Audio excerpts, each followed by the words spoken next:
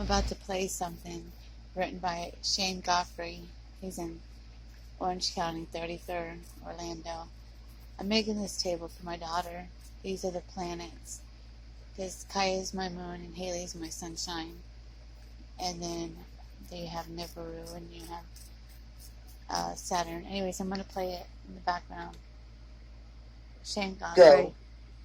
I'm actually writing this the day before I know my fate. The day before I know the answer to what will happen in my life. I'm writing this with my mindset that I will carry on and not let my life pass me by. I'm determined that I will see the world in every aspect that makes it possible for me. I love my family. I'm sure I will become something even if the turn of events always doesn't come out in my favor. I will adapt and overcome and will never allow myself to compromise on one situation for another. I will not bow in the face of defeat. I will not waver in the moment of uncertainty. And I will not traverse this earth without my main objective being relentlessly pursued. My objective will not be talked about. My objective will be observed through my actions. You will see the results of my objectives and what my purpose in life is.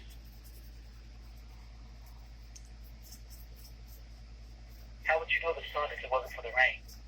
How would you know joy if it wasn't for pain? How could you win if there wasn't a game? How would you begin if the end was all the same? How would you know wrong if there wasn't a right? How would you go on if there was nothing in sight?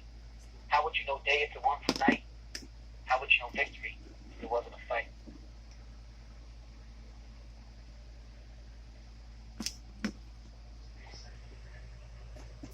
How would you know the sky if there wasn't a ground?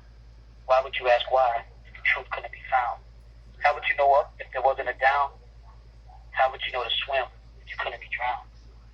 How would you know a smile if it weren't for a frown? How could you know a tick if it weren't for a clock?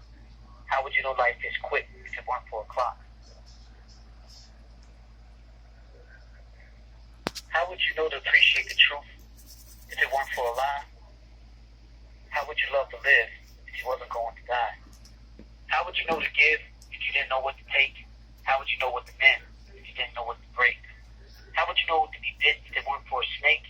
How would you know a pit if it weren't for a rape? How would you know to walk if you didn't learn to crawl? How would you know what it's like to climb if you didn't know how it felt to fall?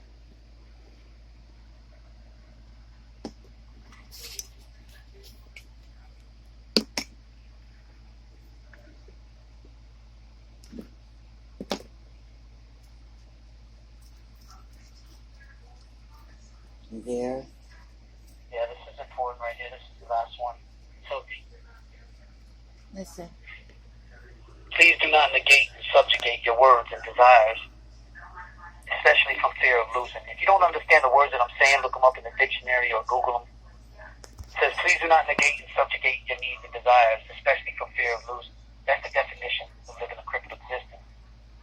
You must maintain mutual interest and respect, screening out all distractions and focusing on what one another is saying with due consideration and without interruption.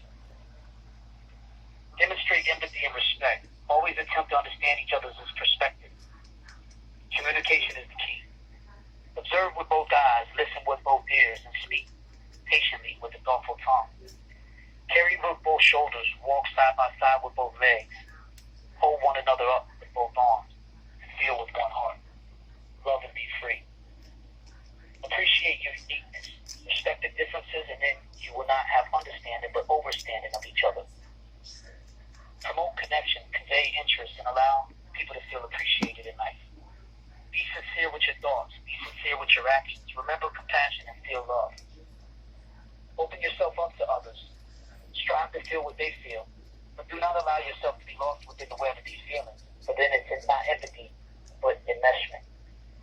Empathy and communication run parallel, and with the above status, relationships thrive. Understandings thrive.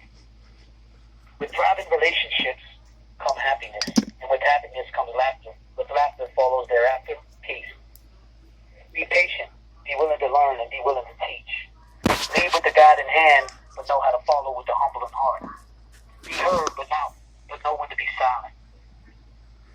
Do not talk because you can, and do not listen only when you